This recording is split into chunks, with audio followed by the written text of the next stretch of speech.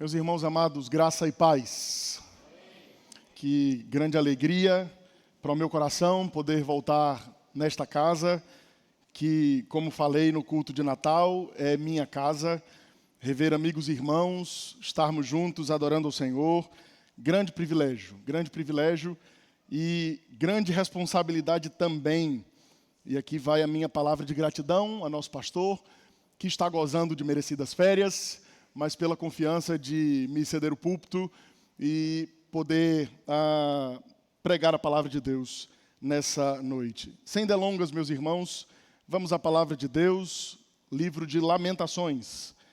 Lamentações de Jeremias, capítulo 3. Enquanto você procura, me deixem reforçar os pedidos de oração. Dona Luana deve estar nos acompanhando, ela já está remando, como dizem alguns, né?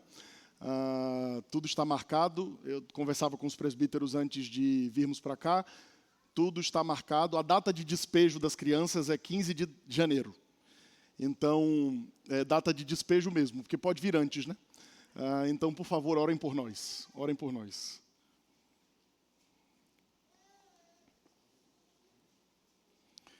Lamentações de Jeremias, capítulo 3, versículos 21 ao 24. À medida que você encontrar a palavra de Deus, por favor, coloque-se em pé. Nós vamos ler a palavra de Deus.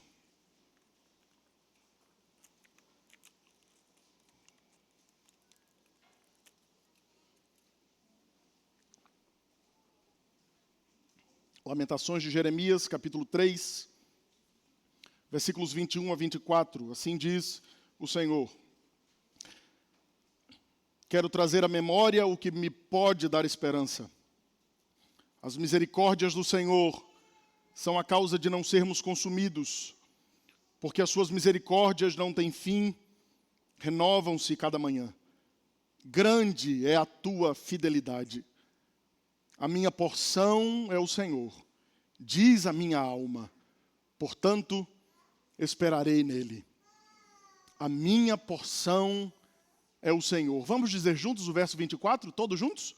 A minha porção é o Senhor, diz a minha alma, portanto, esperarei nele. Amém. Senhor, esta é a tua palavra. E nesse momento em que nós nos reunimos na tua presença e nos debruçaremos sobre ela, para aprendermos tudo quanto o Senhor tem a nos ensinar, um pedido nós fazemos a ti: abre-nos a porta da palavra. Fala, Senhor, ao nosso coração, que não sejamos nós, ó Deus, que não seja os interesses do nosso coração, que não venhamos a buscar a tua palavra para ouvirmos aquilo que queremos, mas que sejamos, ó Deus, instruídos pelo teu Santo Espírito. Por isso, ó Pai, no poder do teu Espírito, eu te peço que o Senhor traga a tua palavra a toda a mente e todo o coração. Não permita, Senhor, que nós sejamos distraídos, atraídos por qualquer tipo de preocupação, perturbação. Não permite, Senhor, que nós traiamos este tempo em que o Senhor mesmo fala ao nosso coração. Por isso, Senhor, nós te pedimos, fala conosco, Senhor, que as palavras dos meus lábios e o meditar do meu coração sejam agradáveis na tua presença, Senhor, rocha minha e redentor meu. Amém. Amém. Você pode se assentar. Muito obrigado.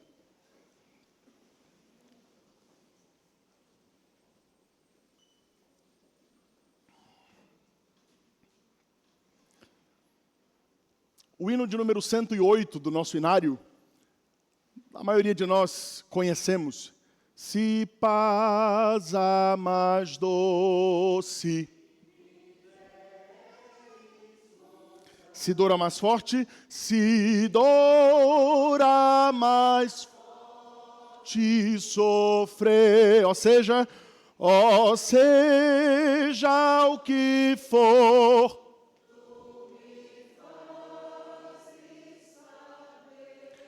que feliz sempre sou feliz com Jesus, sou feliz com Jesus, meu Senhor. Por mais que esse cântico seja cantado como um reflexo de nossa segurança e nossa satisfação no Senhor, a história da composição deste hino não é nada agradável. Conta-se que Horácio Spafford, um homem presbiteriano, servo de Deus, presbítero na igreja presbiteriana em Chicago, no ano de 1871, por conta do grande incêndio que ocorreu em Chicago, aquela cidade, aquele homem que havia investido no ramo imobiliário perdeu tudo quanto tinha, o que o fez tomar a decisão de enviar sua esposa e filhas para a Europa, onde ele fixaria moradia a partir do ano de 1873.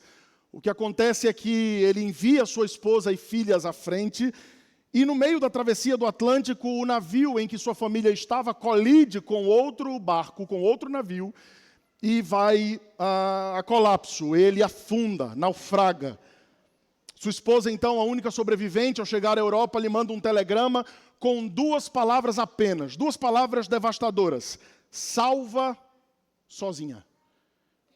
Um tempo depois, em sua ida à Europa, para encontrar sua esposa e catar os cacos desta grande perda, aquele homem toma o navio e, viajando, no momento em que o navio passa naquele exato lugar onde o barco em que estava suas filhas e sua esposa naufragou, ele é chamado pelo comandante da embarcação e ali ele é apresentado. Olha, aqui foi o lugar onde suas filhas sucumbiram, onde suas filhas morreram. E, num ato de declaração de fé, aquele homem escreve aquilo que num português organizado, mas numa tradução literal, significaria: seja qual for a minha sorte, ensinaste-me a dizer, vai tudo bem com a minha alma. Não, irmãos, não havia circunstâncias que alegrassem seu coração naquele instante. Ele não escreveu que ia tudo bem com sua alma porque ele estava feliz com o acontecimento. Ele não escreveu que estava tudo bem com sua alma porque estava regozijante com o fato de que havia perdido suas filhas, 4 filhas.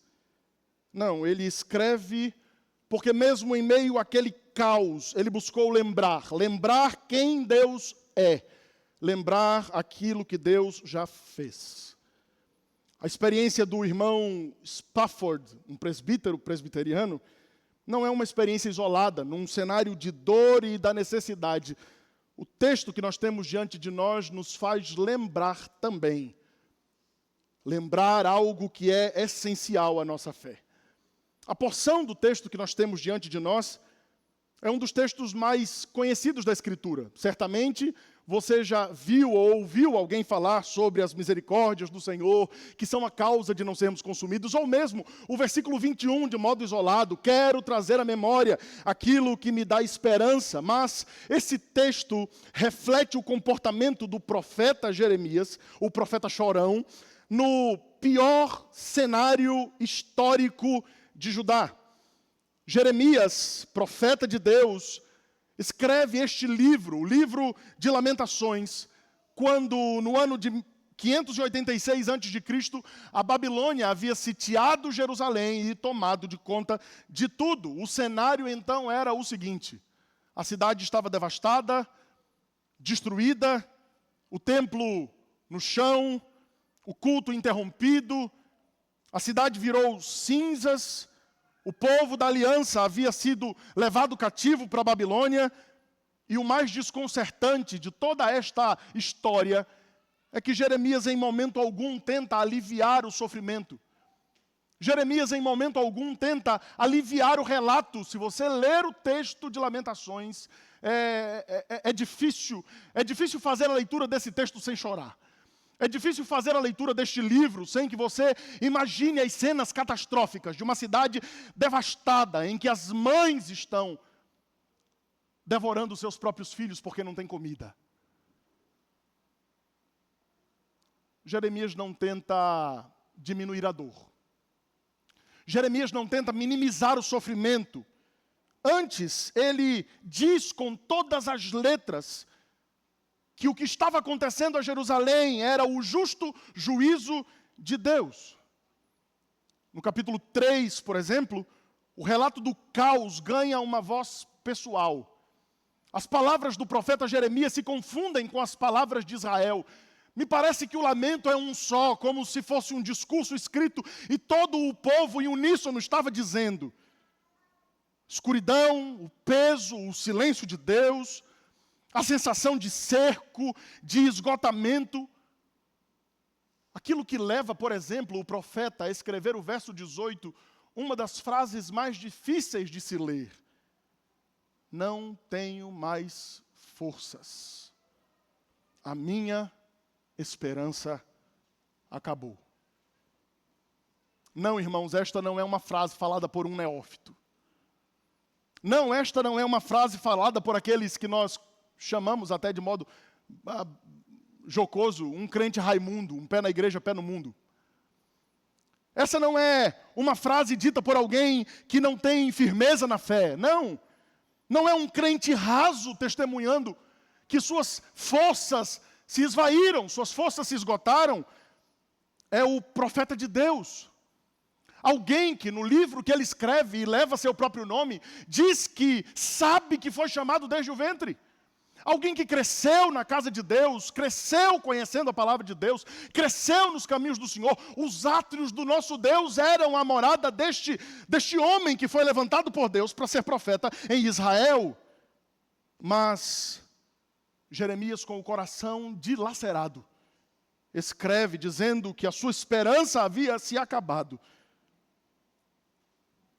Ainda que conhecesse o Senhor.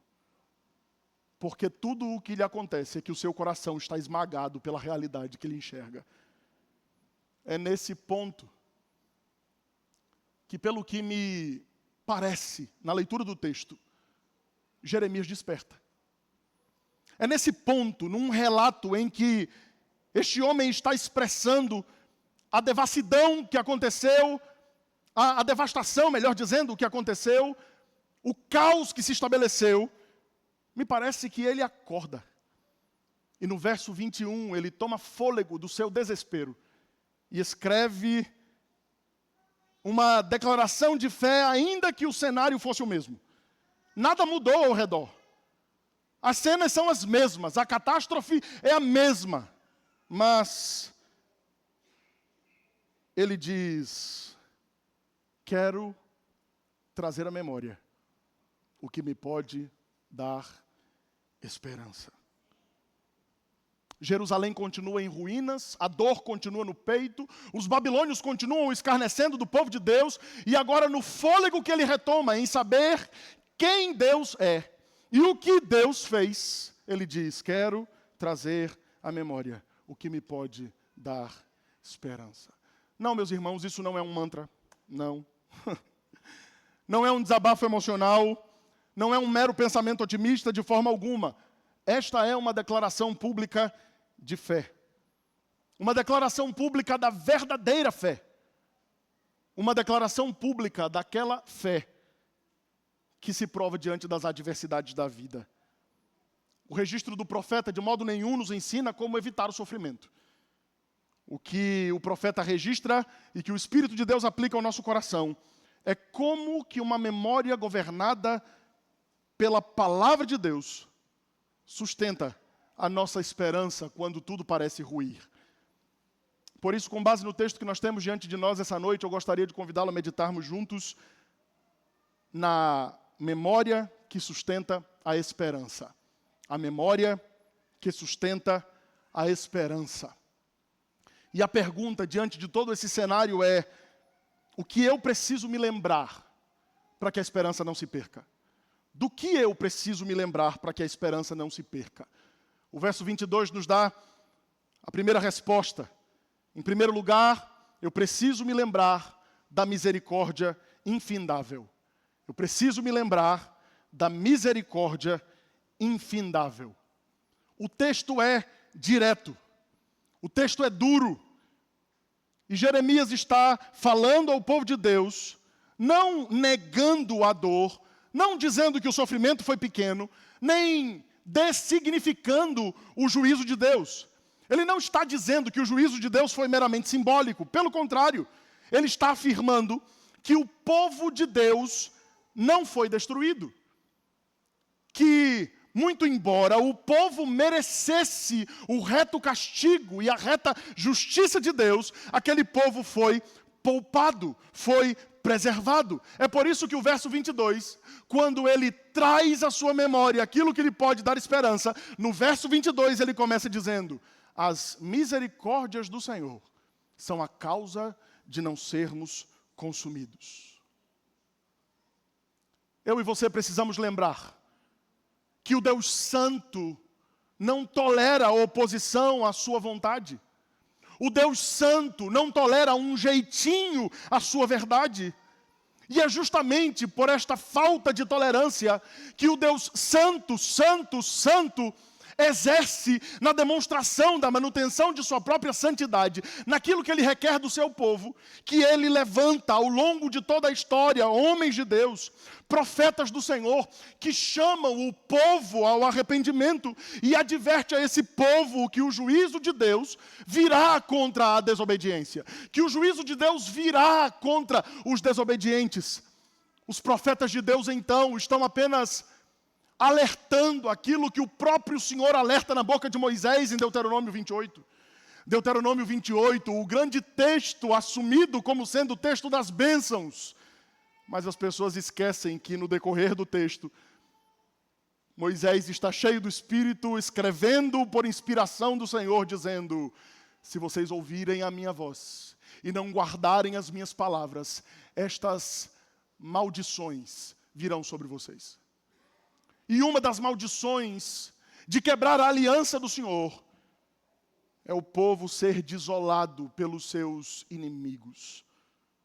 Ah, meus irmãos, o Senhor já havia alertado, e Jeremias apenas vê com seus próprios olhos aquilo que Deus havia prometido fazer a um povo rebelde. Mas ao mesmo tempo que esse texto reflete a santidade, a justiça, o juízo de Deus, o texto também nos obriga a reconhecer algo que é igualmente claro na boca de Deus. O Senhor disse que não destruiria por completo o seu povo. Em Levítico capítulo 26, 44 e 45, o Senhor afirma que mesmo quando Israel estivesse na terra dos seus inimigos, ele não rejeitaria totalmente, nem anularia a aliança que havia feito com aquele povo. O salmista, compreendendo esta verdade, no Salmo 89 vai dizer, replicando as palavras do Senhor, dizendo que o Senhor nos castigará com vara. Ele castigará a nossa transgressão, mas ainda que castigue a nossa transgressão, Ele jamais retirará de nós a sua misericórdia. É justamente por isso que, quando nos deparamos com a santidade de Deus, e um Deus justo que requer obediência a tudo quanto Ele requer do seu povo, esse mesmo texto nos apresenta um Deus misericordioso, que poupa, que priva o seu povo de ser exterminado da face da terra. No texto, a palavra misericórdia é a expressão hesed, que aponta para o pacto, que aponta para a lealdade de Deus à sua própria aliança. E não se esqueça, o autor aos Hebreus, no capítulo 6, versículo 13, vai dizer que não tendo alguém maior que ele para jurar, ele jura por si mesmo. Ele jura por si mesmo manter a sua palavra. Portanto, a misericórdia de Deus para poupar o seu povo nasce do compromisso que Deus assumiu consigo mesmo. É por isso que o Senhor, mesmo requerendo de nós fidelidade, mesmo requerendo de nós santidade e compromisso, Ele nos diz, em sua palavra, que Ele permanece fiel a si mesmo, porque não pode negar as suas palavras. Ele permanece fiel ainda que nós sejamos infiéis. A disciplina de Deus seria severa, mas não seria exterminadora. E é exatamente isso que o profeta está confessando. Nós só não fomos consumidos porque o Senhor se lembrou da sua aliança. Nós só não fomos destruídos porque o Senhor se lembrou do compromisso que fez consigo mesmo. Perceba, meus irmãos, que pela idolatria, pela injustiça, pela traição à aliança por parte do povo, o juízo de Deus era merecido. A total destruição não seria um exagero. Seria medida de justiça. Mas o Senhor, no compromisso da sua aliança, preserva o seu povo e nos faz nos espantarmos. Quando nós olhamos para tudo que está acontecendo em Israel, nós não nos espantamos, irmãos, com a dureza do sofrimento que aquele povo enfrenta. Nós nos espantamos com o fato daquele povo ainda existir. E é isso mesmo. É isso mesmo quanto a nós também. Porque você já parou para pensar, se Deus fosse levar às últimas consequências, o modo como nós nos comportamos quando pedimos perdão e pecamos, pedimos perdão e pecamos, pedimos perdão e pecamos, pedimos perdão e pecamos, pedimos perdão e pecamos. Se fosse eu ou você, nossa paciência já teria se esgotado. O Senhor é longânimo em sua misericórdia. E é na sua longanimidade que Ele preserva o seu povo. É por isso que as misericórdias do Senhor não nos isentam das consequências das nossas quedas, mas sempre preservará a nossa vida. É por isso que aqueles que são do Senhor, aqueles que pertencem ao Senhor, sempre tendo sobre si a misericórdia de Deus, sim, eles terão de enfrentar as consequências dos seus desvios, as consequências de suas escolhas, mas o Senhor sempre preservará a vida daqueles que são seus. O problema está quando nós nos esquecemos disso. Porque quando nós nos esquecemos da misericórdia, nós passamos a tratar a vida como se fosse um direito adquirido nosso. Quando a gente esquece que é a misericórdia de Deus quem preserva a nossa vida, nós achamos que tudo o que fazemos precisa de alguma maneira ser retribuído pelo Senhor. Quando nós nos esquecemos, nós passamos a imaginar que Deus nos deve explicações daquilo que Ele faz, daquilo que Ele deixou de fazer. Mas o texto nos chama a compreendermos uma realidade dura. Como diz o presbítero emérito desta casa, como dizia, é duro, mas é verdade. Alguém lembrou-se dele aí. Viver é graça. Viver é graça. O texto nos convida a enfrentarmos a realidade de que o viver é pura graça. De que não há nada em nós que garanta o viver por meio de méritos. Que não há nenhum mérito em nos acordarmos amanhã, nenhum mérito em nós. O texto nos leva ao confronto que, diante dos nossos contínuos comportamentos em oposição e desobediência ao Senhor, se viver é graça, continuar a viver é pura misericórdia. Misericórdia que não é abstrata. Misericórdia que é concreta. Misericórdia que encontra o seu cumprimento na pessoa de Cristo. Sim, meus irmãos. Se nós estamos lidando com um cenário de juízo, precisamos compreender que o juízo de Deus foi levado às últimas consequências em Cristo. O juízo que deveria consumir a mim e a você foi derramado sobre Cristo. O juízo que deveria exterminar a minha e a sua vida foi derramado sobre a cabeça do Deus Filho. E por causa desta aliança evidenciada na cruz do Calvário, é que Deus preserva e sustenta toda a nossa esperança. Se você quiser um símbolo para a misericórdia que lhe ergue e que tem poupado sua vida o tempo inteiro, olhe para a cruz. Na cruz está a revelação de toda a misericórdia de Deus por nós. O texto de Lamentações, capítulo 3, nos faz refletir sobre a memória que sustenta a esperança. Do que eu preciso me lembrar para que a esperança não se perca? Em primeiro lugar, da misericórdia infindável. Mas em segundo lugar, eu preciso me lembrar da fidelidade grandiosa. A fidelidade grandiosa. Afinal, depois de lembrar que nós somos preservados pelo Senhor, Jeremias exercita a sua memória para declarar que as mesmas misericórdias que nos impedem de sermos exterminados são as mesmas misericórdias que sustentam nossa vida, governadas pela fidelidade de Deus. E é por conta da fidelidade de Deus que a palavra vai nos dizer que as misericórdias se renovam a cada... Você está aqui? A cada... Mas não confunda a misericórdia de Deus com graça barata. Não confunda a misericórdia de Deus com uma liberdade para que nós vivamos as malignidades do nosso próprio coração, as inclinações malignas da herança que herdamos dos nossos primeiros pais.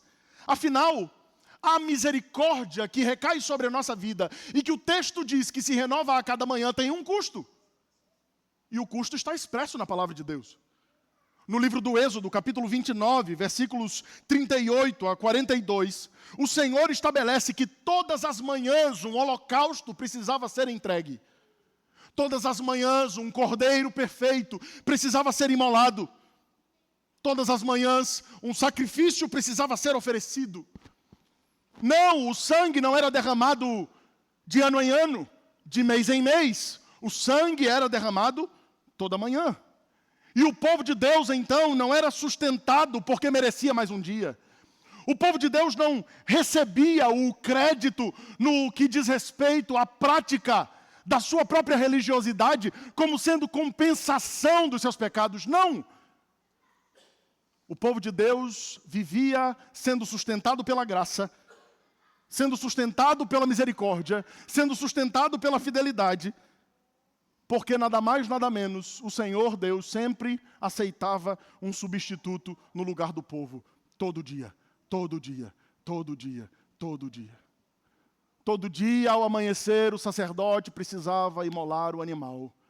Todo dia, ao amanhecer, Israel olhava para o altar do holocausto e tinha a certeza de que Deus recebeu o sacrifício, por isso eles estavam em pé. Afinal, a misericórdia se renovou. Quando Jeremias então afirma que as misericórdias se renovam a cada manhã, Jeremias está em direta conexão à fidelidade de Deus, usando uma linguagem de continuidade.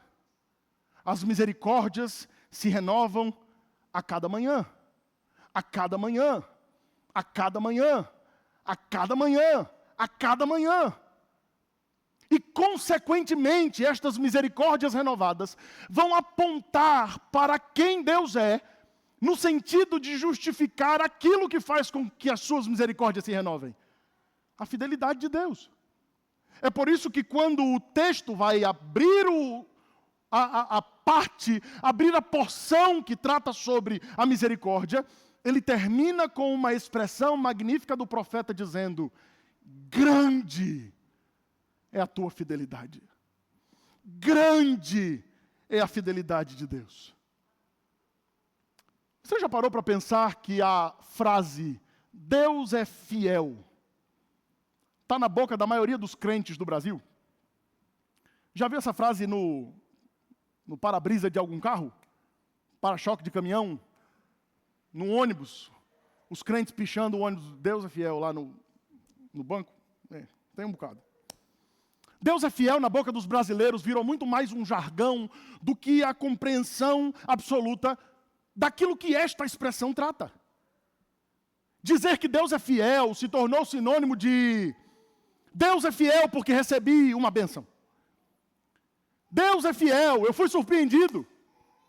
Deus é fiel, o que eu tanto esperava aconteceu. Deus é fiel, o Senhor abriu as portas e eu recebi uma grande bênção. Mas não, meus irmãos. Tratar da fidelidade de Deus não significa apenas responder aos bens que Ele tem nos dado. responder à fidelidade de Deus é compreender quem Deus é em sua imutabilidade. Afinal, Deus é fiel a despeito do meu sofrimento. Deus é fiel a despeito da minha alegria. Deus é fiel a despeito da minha satisfação.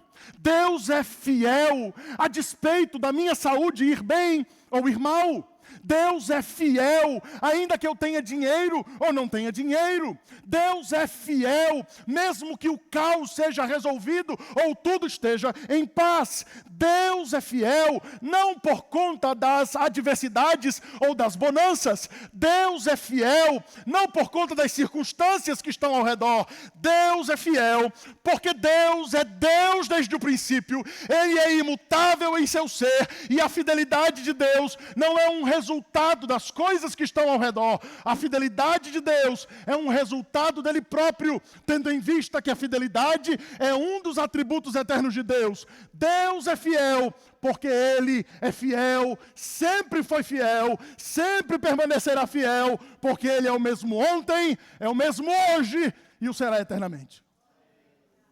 Deus é fiel. Deus é fiel. Deus é fiel. Ele é o Deus fiel que guarda a sua aliança. Ele é o Deus fiel que, como disse o salmista, tem sua fidelidade demonstrada para além das nuvens. Deus é fiel. Deus é fiel. Mas a fidelidade de Deus também não é abstrata. Porque tudo aquilo que no Antigo Testamento precisava ser repetido manhã após manhã, o autor aos Hebreus vai dizer que só precisava ser repetido porque não era perfeito. Afinal, se fosse perfeito, não precisava repetir. Se todo o sacrifício matinal precisava ser feito todo dia, aquilo simbolizava a imperfeição. Mas nas palavras, tanto do apóstolo Paulo quanto do autor aos Hebreus, tudo aquilo que acontecera apontava para o sacrifício perfeito que viria. O sacrifício perfeito que veio. Afinal, na boca de João Batista, quando enxerga Jesus vindo para aquele batismo, ele diz: eis o Cordeiro de Deus, que tira o pecado do mundo. Cristo é o sacrifício perfeito. Cristo é o sacrifício perfeito oferecido de uma vez por todas. E me deixe lhe dizer, nós vamos daqui a pouco celebrar a mesa do Senhor. E não pense que acreditamos como acreditam alguns, que neste exato momento Cristo morrerá novamente, que o sacrifício será feito novamente, que o sacrifício é renovado culto após culto. Não! O Senhor Jesus morreu de uma vez por todas para revelar a fidelidade perpétua do Senhor, que não nos necessita mais apresentar cordeiro, que não nos necessita mais apresentar sacrifício, que não nos necessita mais levar ao altar do holocausto, porque Cristo na cruz do Calvário cumpriu o sacrifício que pacificou a ira de Deus contra os eleitos. De uma vez por todas, olhando para Cristo, nós podemos dizer: as misericórdias do Senhor se renovam a cada manhã, a cada manhã, a cada manhã, porque grande é a sua fidelidade. Porque Cristo se entregou plenamente em nosso lugar, é que a misericórdia de Deus se renova todos os dias sobre o seu povo. A cada manhã, meus irmãos, quando nós despertamos, nós não estamos diante de uma nova chance baseada no que nós merecemos, mas estamos diante da graça de Deus, que flui a partir da obra de Deus que se revelou em Cristo Jesus.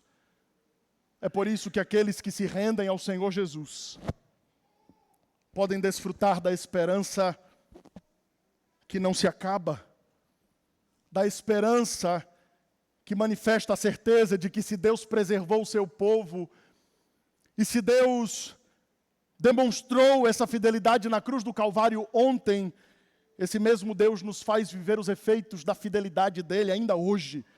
E é esse mesmo Deus que vai nos sustentar quando o dia amanhecer amanhã. Lembrar disso sustenta a nossa esperança. O texto nos apresenta a seguinte reflexão: a memória que sustenta a esperança. E do que eu preciso me lembrar para que a esperança não se perca? Em primeiro lugar, da misericórdia infindável. Em segundo lugar, da fidelidade grandiosa. Em terceiro lugar, verso 24, eu preciso me lembrar da suficiência do Senhor. Eu preciso me lembrar da suficiência do Senhor. Aqui está revelado pelo profeta o máximo sentimento que ele tem a respeito de Deus. A palavra porção não aparece no texto por acaso. A palavra porção é a expressão que o povo de Deus usava para se referir à herança, ao quinhão, à segurança que eles podiam possuir. No texto de Números, capítulo 18, versículo 20, o Senhor fala a uma classe específica, que hoje é representada por todo o povo de Deus. O Senhor fala aos levitas, em Números 18, 20, dizendo: eu sou a tua porção e a tua herança. O que o Senhor está ensinando àqueles que dependiam dEle, aqueles que trabalhavam para Ele, aqueles que viviam especificamente para a glória dEle, o que o Senhor dizia é que a verdadeira segurança daquele que ama e teme ao Senhor não repousa no patrimônio que a gente constrói. A verdadeira segurança daquele que ama o Senhor não depende da estabilidade econômica e política da nação. A segurança daquele que ama ao Senhor não depende das garantias visíveis que a gente pode demonstrar. A esperança daquele que ama e teme ao Senhor não depende dos nossos subterfúgios, dos ídolos do nosso coração em quem colocamos nossa segurança, mas a confiança daqueles que amam ao Senhor, a esperança daqueles que amam ao Senhor é reflexo da própria presença de Deus. É por isso que o salmista enche a sua boca para dizer, no Salmo 16, verso 5, o Senhor é a porção da minha herança e o meu cálice. Jeremias está usando esta mesma expressão para justificar o seguinte: eu tenho o Senhor. E se eu tenho o Senhor, tudo o que eu tenho me basta. Eu tenho o Senhor. E se o Senhor é tudo o que eu tenho, o Senhor me basta. Me parece que diante daquele cenário de caos, diante daquele cenário de destruição e desolação, Jeremias lembra que o conforto de sua vida não está na glória, na pomposidade, no status, no poder e na fama que Israel tinha, que os reis de Israel possuíam, nas batalhas vencidas, nas histórias dos grandes guerreiros, nas histórias mesmo dos grandes livramentos que o próprio Deus deu ao povo. Quando Jeremias, ao se deparar com todo aquele cenário de caos, faz a declaração do verso 24, o que Jeremias está dizendo é: o Senhor é a porção da minha vida, de modo que eu não preciso de mais nada além do Senhor. De modo que o meu coração se satisfaz, sem que me seja necessário ter nada além de ter o Senhor. É como o salmista que abre a boca para dizer: eu não tenho outro bem além do Senhor. Eu não tenho outra riqueza além do Senhor. E é por isso que, na confiança da expressão de Jeremias, em que ele expressa a sua fé, na certeza de que o Senhor é a porção e que o Senhor lhe basta, a sua alma, que deveria estar perturbada e aflita pelo cenário, pode descansar. É o que ele mesmo expressa no verso 24. Ele diz: a minha porção é o Senhor, diz a minha alma. Ah, irmãos, escute. Dizer que o Senhor é a nossa porção não é fruto da nossa intelectualidade. Dizer que o Senhor é a nossa porção não é fruto do nosso conhecimento teológico. Dizer que o Senhor é nossa porção não é fruto do nosso tempo de igreja. Dizer que o Senhor é nossa porção não é fruto das experiências denominacionais que nós temos. Dizer que o Senhor é nossa porção, muito embora nós amamos aquilo que aprendemos, amamos aquilo que estudamos, retemos o conhecimento e o temos para a glória de Deus, muito embora essas coisas sejam todas essenciais, dizer que o Senhor é a nossa porção não é fruto de uma intelectualidade, de uma filosofia barata. Dizer que o Senhor é nossa porção é fruto do relacionamento que temos com Ele. É fruto da nossa perseverança. E saber que para perseverarmos foi o Senhor que nos sustentou. É olharmos para trás e perceber que o Deus que nos preservou em sua misericórdia, o Deus que nos sustentou em sua fidelidade, Ele é tudo o que temos. Ele é tudo o que precisamos. E para além do Senhor, nada mais nos interessa. Essas são as palavras que o vento não pode levar. Essas são as palavras que não refletem palavras semeadas ao vento. Não, irmão, Jeremias não está fazendo uma declaração, um decreto neopentecostal, que ele está dizendo, vai mudar tudo e as coisas têm que mudar. Não. Balela, isso é tudo balela. A palavra tem poder, então fale que isso move o espiritual e o espiritual vai fazer acontecer. Isso é balela pura. Dizer que o Senhor é a nossa porção não é fruto de declarações de confissão positiva. Dizer que o Senhor é a nossa porção é o testemunho de alguém que olha para o vale da sombra da morte em que ele está. E ele sabe que não precisa temer mal algum, porque o Senhor está com ele. Dizer que o Senhor é a nossa porção são as palavras que refletem exatamente o fato de que o Senhor, quando deveria nos exterminar, nos poupou. De que quando o Senhor deveria nos abandonar, Ele nos amou e nos trouxe para perto. De que o mesmo Deus que nos preservou, nos sustentou, é suficiente para conduzir a nossa história até o fim. Em Cristo, essa linguagem da herança ganha contorno. Em Cristo, essa linguagem da porção se fideliza. E é exatamente por isso que o apóstolo Paulo escreve, Colossenses capítulo 3, versículo 3, dizendo que a nossa vida está escondida com Cristo em Deus. O que significa que a nossa segurança não está exposta às instabilidades da vida, porque aquilo que nós recebemos do Senhor não se perde, porque está guardado em Cristo. É por isso que o autor aos Hebreus, no capítulo 9, versículo 15, vai dizer que Cristo é a porção definitiva dos santos, porque é nele que nós temos uma herança que é permanente e que não se destrói. E aqui vale a pena lembrar, ter Cristo não é um atestado de que nada de mal vai te acontecer.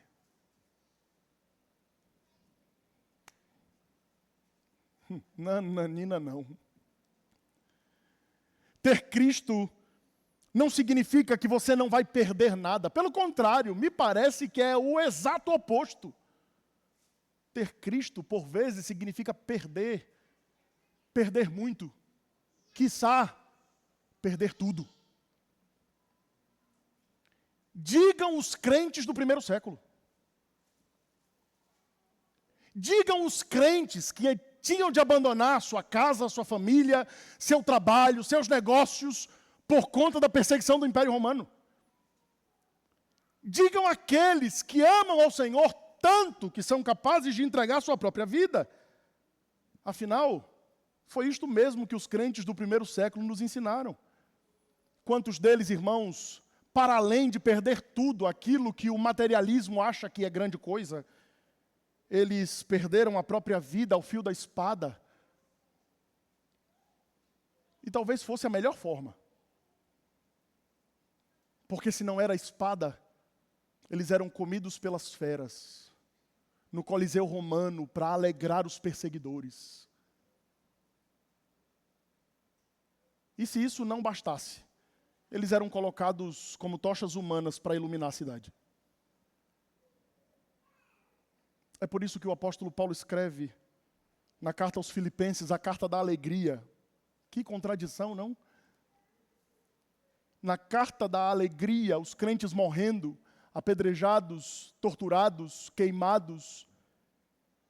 Na carta da alegria, o apóstolo Paulo, no capítulo 3, versículo 8, vai dizer: eu considero tudo como perda. Eu considero todas as coisas como perda por causa da sublimidade do conhecimento de Cristo Jesus, meu Senhor. Você sabe o que é que o apóstolo Paulo está refletindo nestas palavras? O apóstolo Paulo está dizendo: não me importa ter ou não ter, não me importa ser ou não ser, não me importa fazer ou não fazer, não me importa o reconhecimento, os aplausos, as garantias, as oposições, aqueles que se levantam para ajudar ou para atrapalhar. Não me importam as considerações humanas, não me importam os recursos, não me importam os bens. Eu sei ter, tanto quanto sei não ter, porque a minha porção é o Senhor. Tudo é perda quando a minha porção é o Senhor. Tudo é perda quando o Senhor me satisfaz. Tudo é perda quando o meu coração está guardado em Deus com Cristo. Tudo é perda. Tudo é perda. É por isso que a palavra de Deus nos chama para algo muito mais profundo do que colocar o coração nas coisas passageiras dessa terra. A palavra de Deus nos chama a render o coração a um Deus que nos basta. Porque essa misericórdia sustenta a nossa esperança. Saber que tudo o que temos é o Senhor não nos faz reféns da volatilidade das coisas dessa vida. Se tudo o que temos é o Senhor, a nossa esperança está muito mais do que bem sustentada até o dia final. O texto de Lamentações vai nos fazer meditar sobre a memória que sustenta a esperança. E do que eu preciso me lembrar? Em primeiro lugar, da misericórdia infindável. Em segundo lugar, da fidelidade grandiosa. Em terceiro lugar, da suficiência do Senhor. Mas você pode estar aí sentado, olhando para mim e dizendo: o que é que isso tem a ver comigo? E eu lhe respondo, do texto, nós temos alguns desafios. 3 desafios. Primeiro deles: pare de viver como se Deus lhe devesse alguma coisa. Sabe como é que esse tipo de pensamento se reflete? Eu faço tanto, isso não devia estar acontecendo comigo. Eu sou tão bom com todo mundo, por que justo eu? Olha lá, o fulano que é ruim, prosperando. O fulano que é ruim, amigo de todo mundo. O fulano que não ajuda ninguém, ó, todo mundo de boa. Mas isso tinha que acontecer justo comigo. Quando não, nós somos arrogantes e prepotentes ao ponto de dizer: eu faço por merecer, Deus tem que me retribuir. Eu faço por onde? Eu dou o dízimo, eu dou oferta, o Senhor tem que me enriquecer. Eu venho para o culto, eu trabalho na igreja, eu canto, eu prego, eu oro, eu não perco um culto de oração, eu estou aqui, Deus tem mesmo é que atender a minha oração. Eu tenho um diagnóstico para o seu problema. Eu tenho um diagnóstico. Esquecimento. Esquecimento da misericórdia. E qual é o remédio? O remédio é lembrar que Cristo foi consumido pelo juízo que deveria cair em mim e em você, para que a gente aprendesse o que é misericórdia. Se você vive exigindo de Deus os seus direitos, restitui. Eu Quero de volta o que é meu. Se você é alguém que quer exigir de Deus os seus direitos, lembre que o único direito garantido que você tinha era o direito de condenação. Por isso, o conselho que a palavra de Deus nos dá é que a gente deve viver como alguém que foi poupado pela misericórdia. Por que ao invés de reclamar daquilo que Deus tem feito a você, você não abre a boca para agradecer, porque mesmo nas adversidades da vida, tudo pode ter lhe faltado, mas não lhe faltou o Senhor? Por que você não abre a boca para agradecer ao Senhor de que, muito embora você pudesse ser picado pelo bichinho da meritocracia, quando você olha para aquilo que aconteceu em sua história e de onde Deus lhe tirou, tudo o que lhe resta é agradecer a Deus porque poupou sua vida. Porque nem eu e nem você tínhamos o direito de estar aqui sequer. Nem eu, nem você teríamos o direito de estar na presença do Senhor, cultuando ao seu santo nome. Como pode um Deus santo, santo, santo, permitir que alguém como eu, pecador, pecador, pecador, esteja em sua presença? É pura misericórdia. Por isso, lá no seu trabalho, abandone a ideia de um mérito que você tem que crescer e você tem que ser promovido a qualquer custo.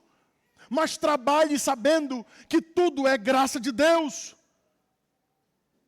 Lá na sua casa, cesse a postura de cobrança impaciente para que todo mundo fique sendo guiado e direcionado por você. Mas lembre que você mesmo vive sustentado pela misericórdia do Senhor. Aqui na igreja, para de viver como fiscal espiritual. Oh, fulano não é santo, não.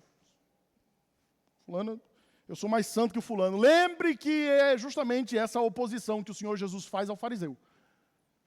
Enquanto alguns dizem, eu faço tudo, eu dou tudo, eu trabalho para o Senhor, eu faço, dou dízimo, oro, eu sou alguém perito nas coisas da igreja. Está lá o publicano lá atrás dizendo, Senhor, obrigado pela tua misericórdia. Porque sem ela eu nem podia estar aqui. Ser propício, Senhor, a mim. Quando a dor vier, não transforme a dor em acusação contra Deus. O Senhor me abandonou. Não seja amargo, feito Noemi. O Senhor me abandonou. O Senhor me desprezou.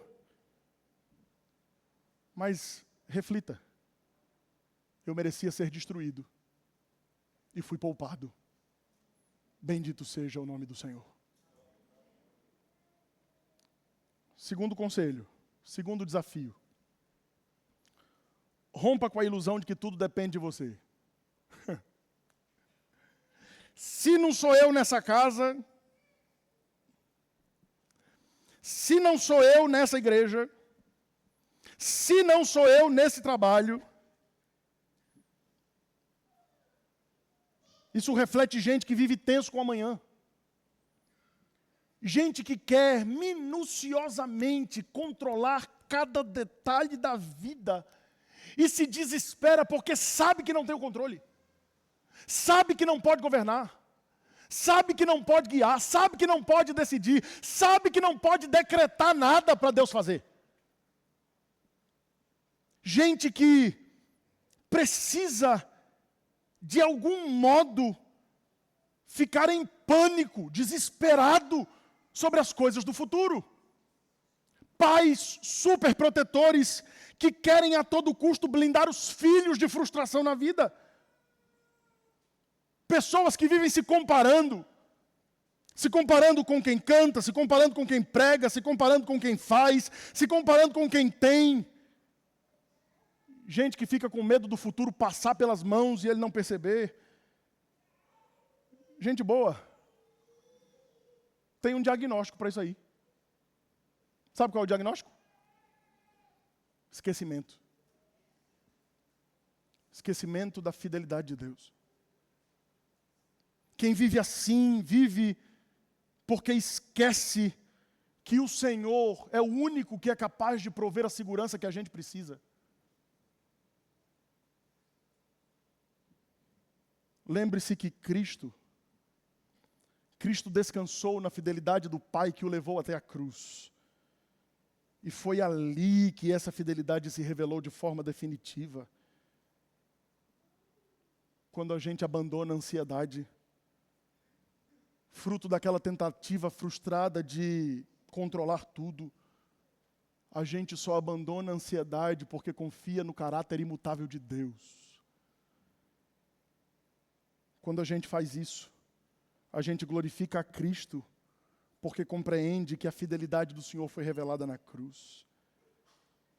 No dia a dia, lá no seu trabalho, seja diligente, mas não pense que a sua diligência é fruto das suas capacidades, porque até mesmo as suas capacidades foi o Senhor quem lhe deu.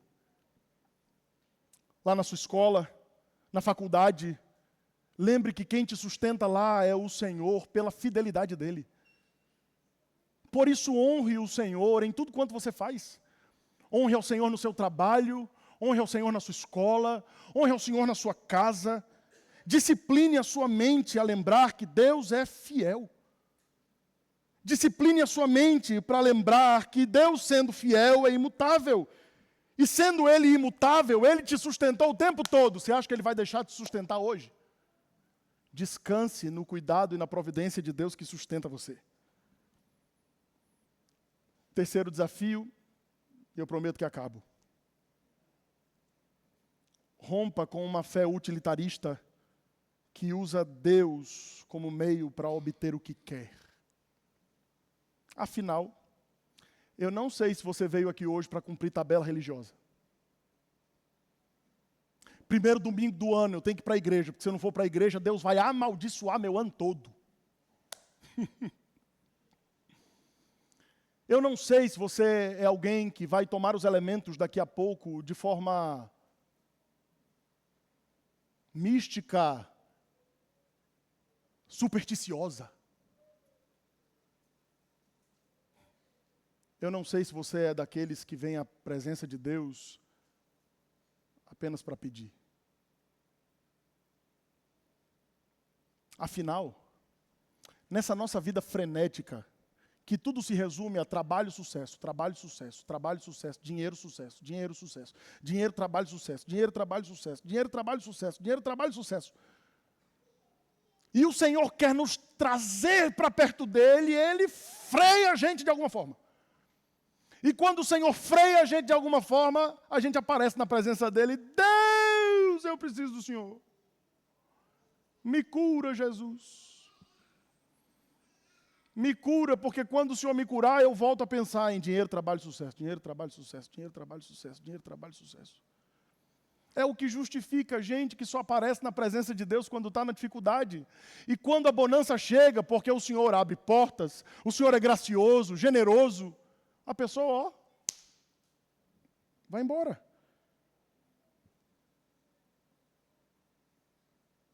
Ademais,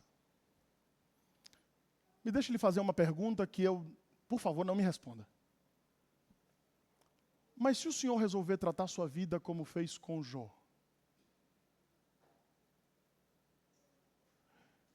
se nesse ano, cheio de expectativas, lá vou eu, rasgar sua listinha de ano novo.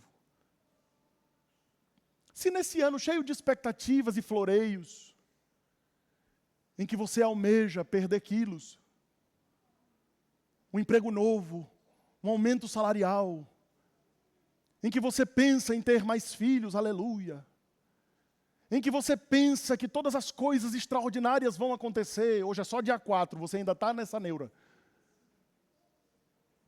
Se o Senhor resolver responder àquela sua listinha de desejos, lhe arrancando tudo o que você tem, se o Senhor te tirar teu emprego, teu dinheiro, tua aposentadoria, se o Senhor arrancar teu benefício, se o Senhor levar embora seu esposo, sua esposa, seus filhos, seus pais, se um furacão furacão passar por essa cidade e levar embora sua casa, seu carro, seus empreendimentos, sua empresa, já tem gente batendo na madeira do banco. Se todas as coisas forem embora, será mesmo que os seus lábios vão se encher da palavra de Deus e você poderá dizer que mesmo diante de todo o caos, o Senhor é a sua porção?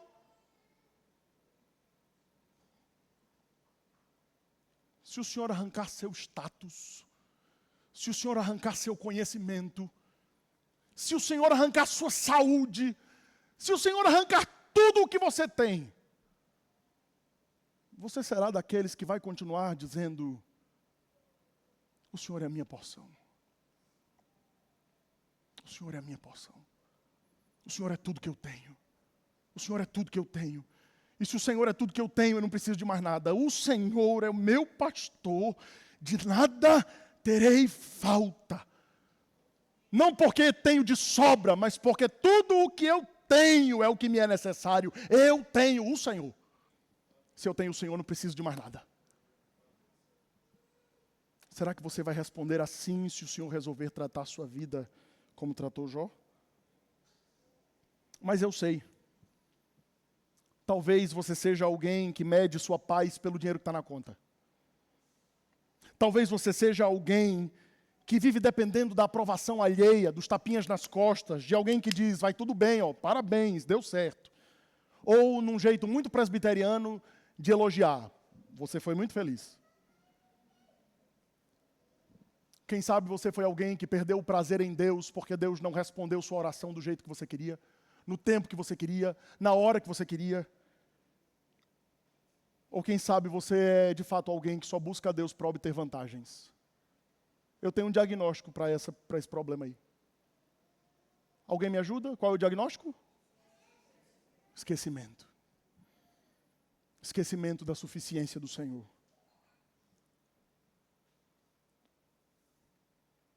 Posso lhe dizer uma coisa? De tantas que eu já disse. Você tem consciência que você pertence ao Senhor? Tem? Tem? Certeza de que você pertence ao Senhor? Certeza absoluta de que o Senhor amou você, ama você, sustenta você, preserva você? Tem? Tem? Ou você abandona os ídolos, ou o Senhor dá um jeito de arrancá-los? Ou você abandona sua falsa segurança, ou o Senhor mesmo dá um jeito de arrancar os ídolos em quem você tem confiado, para que você possa encher seus lábios para dizer: o Senhor é a minha porção. Organize a sua vida. Organize a sua vida sem fazer segurança num falso Deus. Trabalhe sabendo que é o Senhor quem te sustenta e te dá capacidades. Desfrute dos bens que Deus lhe deu. Que bênção quando o Senhor nos dá bens. Desfrute deles, mas sem confiar neles para que você tenha tudo direito. E discipline a sua alma para aprender e para entender que se Deus te enriquecer, glória a Deus. Parece que ninguém nessa igreja quer ser rico. Se Deus te enriquecer, glória a Deus. Só o presbítero Eudes quer. Mas se Ele não responder sua oração, Ele continua sendo fiel. Ele continua sendo bom. Ele continua sendo Deus. Ele continua sendo misericordioso. Ele continua sendo fiel.